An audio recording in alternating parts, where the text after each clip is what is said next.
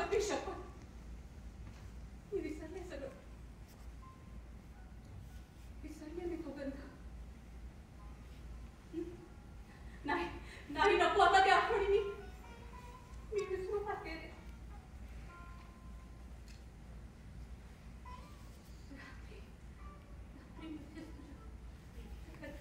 स्पर्श झाल्याचा अर्थ वाटतो, मनामागे तुझे उष्ण श्वास सुरू झाल्यासारखे वाटतात. नुसत्या कल्पनेनं शरीरावर लोंबलं त्यांना आठवण.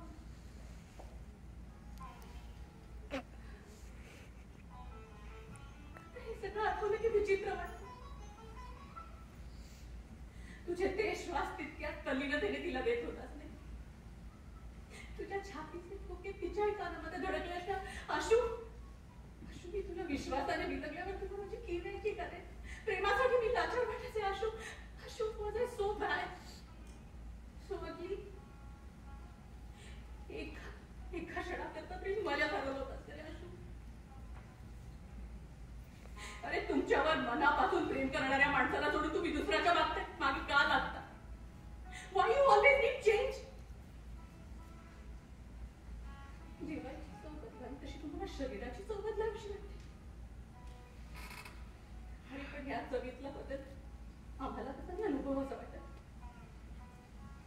आशू, माझं अस्तित्व म्हणजे असंख्य चवीपैकी एक चव एवढंच राहिलं.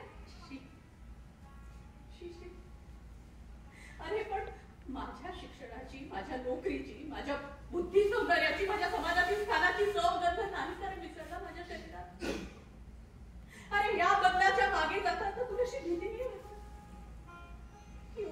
तिचा चेहरा घेतल्यावर त्याचा की माझा दिसेल, माझा घेतला तिचा.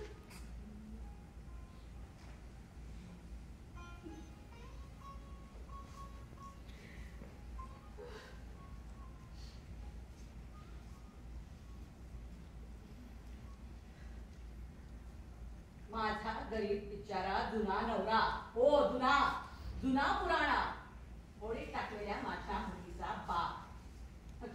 अरे ती गीता पारायण तुझ्या आयुष्यात आली ना, ते का पण मी परत झालं म्हणते. तू किती कच्च्या काळजाचं ते कळालं मला. भ्रम नाहीसा झाला दोघांचाही, माझा तुझ्याबद्दलचा. आणि ती गीता सोडून गेली म्हणून तुझा स्वतः. शेवटी तुला तुझं स्थान कळालं.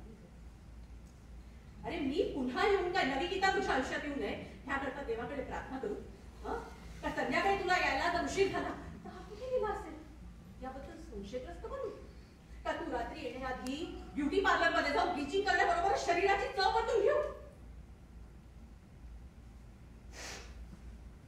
इतकी टेक्निक नाही आहे आशिष. माझ्या सोशलॉजीच्या अभ्यासक्रमानं जे मला शिकवलं नाही तरी गेले 15 दिवसात शिकले.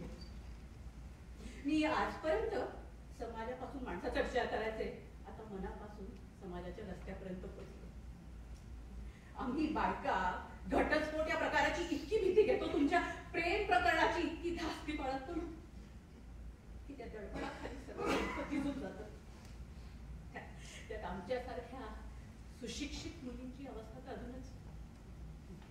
म्हणजे शिक्षणामुळे आलेला आधुनिक दृष्टिकोन आणि तरीही नवऱ्याबद्दल वाटणारा हळवेपणा. काही निर्णय ठामपणे घेतलेच पाहिजेत आणि म्हणूनच मी तो घेत नाही. आशिष, कोणत्याही परिस्थितीत मी तुला घटस्फोट देणार.